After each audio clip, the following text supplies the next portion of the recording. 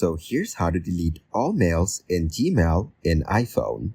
So as you can see, we're now in our Gmail application. From here, you need to tap on the menu on the top left corner and then select all emails right here.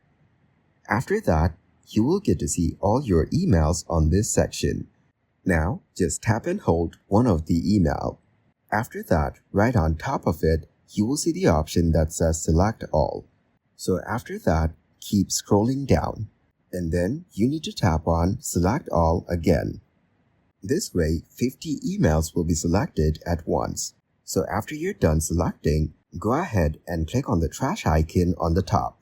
Now tap on the menu option on the top left corner.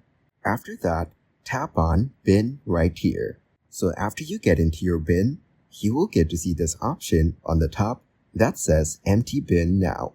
Tap on it and then select OK, and all of the emails in your bin will be removed permanently. And that is exactly how to delete all mails in Gmail in phone.